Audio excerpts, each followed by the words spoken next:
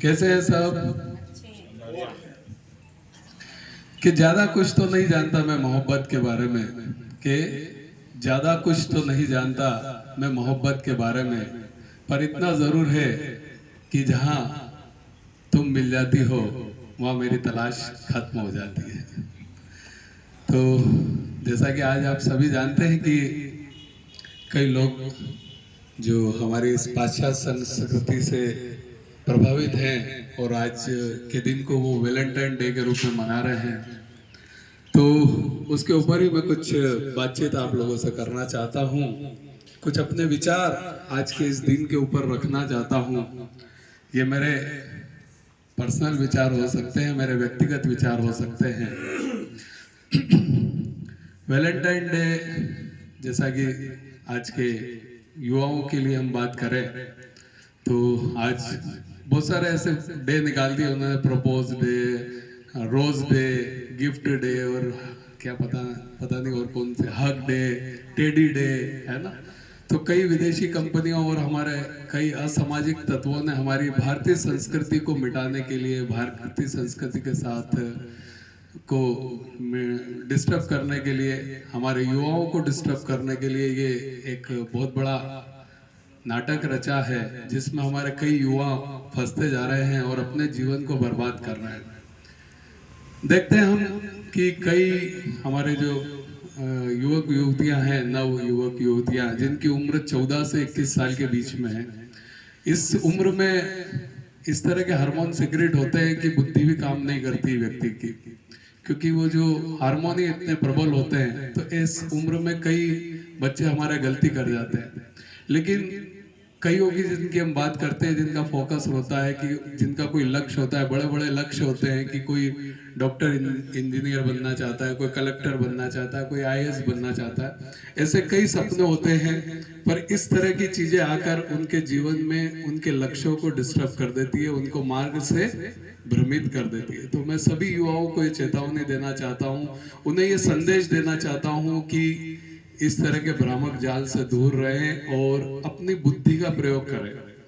ये जो समय है आपका पढ़ाई लिखाई का समय है, ये समय वापस लौटकर नहीं आएगा, ठीक है। अगर आप अपना फोकस डिस्टर्ब करेंगे, अपने फोकस पे से अपना ध्यान हटाएंगे, तो आप अपने लक्ष्य को कभी भी प्राप्त नहीं कर पाएंगे। तो अगर आप चाहते हैं कि आपका लक्ष्य आपको मिले, तो आपको अपने फोकस से काम करना पड़ेगा। तो इन चीजों से दूर रहना होगा, वास्तविक प्रेम को समझना होगा। वास्तविक प्रेम क्या है उसे आज हम समझेंगे। हम मीरा की बात करेंगे जो प्रेम की मूर्ति है बहुत जल्दी। लेकिन कुछ बातें और मैं आपसे इसी के बारे में करना चाहता हूँ कि जीवन में सबसे ज्यादा अगर हमें किसी चीज को इम्पोर्टेंस देना है तो वो हमारे कैरेक्टर को, हमारे चरित्र को देना है, ठीक है। कहते हैं कि धन गया तो कुछ गया, धन गया तो कुछ गया, स्वास्थ्य गया तो बहुत कुछ गया, लेकिन चरित्र गया तो सब कुछ गया। तो चरित्र फर्स्ट, कैरेक्टर फर्स्ट होना चाहिए। कुछ भी हो जाए, किसी भी तरह के संबंध में, भले वो किसी के साथ आप फ्रेंडशिप में हो, किसी के साथ आप रिलेशनशिप में हो, लेकिन अपनी पवित्रता, अपनी मर्यादाओं को ध्यान में रखना है।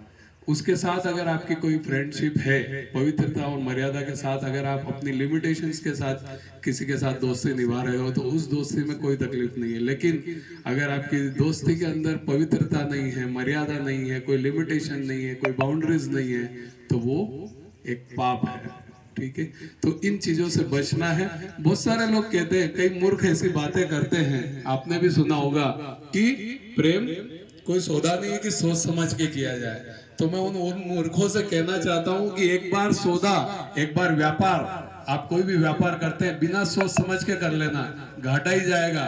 लेकिन यहाँ आपने गलती कर दी, गलत जीवन साथी का चुनाव कर लिया, गलत पार्टनर का चुनाव कर लिया, तो आपका जीवन नर्क बन जाएगा। सही बात है। तो इस बात को समझना होगा कि अपने जीवन को नर्क न बनाए। एक पार्टनर, एक जीवन साथी का चुनाव इतना आसान नहीं है, ठीक है। इतना आसान है, बहुत सोच समझ कर ये चुनाव करना चाहिए। जब आप अपने जीवन के लक्ष्य को इतनी उससे डिसाइड करते हैं, उस पर इतना फोकस रखते हैं कि मुझे ये बनना वो बनना, तो किसी जीवन साथी के चुनाव में आप ये गलतियां, ये चूक कैसे कर लेते हैं? इस बात को हमें समझना होगा, गंभीरता पूर्वक इस पर ध्यान देना होगा। कई मतलब एक्सपेक्ट्स होते हैं जिनके ऊपर सोच के हम जीवन साथी का डिसाइड कर सकते हैं, ठीक है। केवल एक चीज पर नहीं कि वो दिखने में अच्छा है, वो ऐसा है, वो ऐसा है, या किसी ने प्रपोज कर दिया, आपने उसके प्रपोज को तुरंत स्वीकार कर लिया बिना सोचे, बिना जाने, बिना समझे, तो कई बार ये आपके नर्क के द्वार खोल देता है। तो अपने जीवन साथी का चुनाव बहुत सोच समझ के करें। अभी एक इंस्टाग्राम पे मैं कल एक रील देख रहा था, उसमें एक लड़की का संबंध किसी लड़के से हो जाता है, सगाई हो जाती है, वो बाद में उसका सिविल स्कोर चेक करती है, ऑनलाइन आजकल सिविल स्कोर चेक हो जाता है, तो पता लगता है लड़का तो वो डूबा हुआ है, ठीक है, कर्जों में डूबा हुआ है, वो तुरंत अपना रिश्ता कैंसिल कर देती। तो आज इस तरह की भी चीजें हो रही है कि इतना भी सोच सकते हैं अपन, हर तरीके से अपन उसकी जानकारी निकाल सकते हैं। तो ये हमें बहुत जीवन साथी का चुनाव करने में बहुत ध्यान दें, भावनाओं में ना बहे, इमोशनल ब्लैकमेलिंग से बचें। और जो मोबाइल आपको आपके पेरेंट्स ने दिया है, मैं सभी बच्चों से कहना चाहता हूँ कि मोबाइल आज बहुत काम की चीज है, लेकिन इसका दुरुपयोग भी बहुत हो रहा है। तो पेरेंट्स ने आपको आपकी पढ़ाई के लिए दिया है, इसका दुरुपयोग ना करें, इसका उपयोग करें, अच्छे से पढ़ाई करें, अच्छे से अपने लक्ष्यों को प्राप्त करें, और इस तरह की दुविधाओं से बचें। और अच्छी संगत, देखिए फ्रेंडशिप में भले आपकी दोस्ती लड़कियों की लड़कियों से हो या लड़कों की लड़कों से हो, लेकिन संगत बुरी नहीं होना चाहिए, क्योंकि जैसी संगत वैसी रंगत। आपके जैसे दोस्त होंगे वैसे ही आप बनेंगे, आज नहीं तो कल उनकी बुरी आदतें आप सीखेंगे ही सीखेंगे। तो दोस्ती का चुनाव बहुत ध्यान से और सोच समझ के करें। बस यही मैं इस वैलेंटाइन डे पे कहना चाह रहा था कि जो वैलेंटाइन डे है, प्रेम किसी दिन का मोहताज नहीं होता। प्रेम किसी दिन का मोहताज होता है क्या? आज मुझे प्रेम है किसी से, तो इसके लिए मैं वैलेंटाइन डे का इंतजार करूंगा क्या? नहीं ना। तो प्रेम किसी चीज का मोहताज नहीं होता। प्रेम सीखना है, प्रेम समझना है, प्रेम को वास्तविकता से जानना है, तो मीरा से सीखिए कि प्रेम किसे कहते हैं। हमें मनुष्य जन्म मिला है, बहुत मुश्किल से मिला है, ठीक है। इस जीवन को हमें व्यर्थ में बर्बाद नहीं करना है।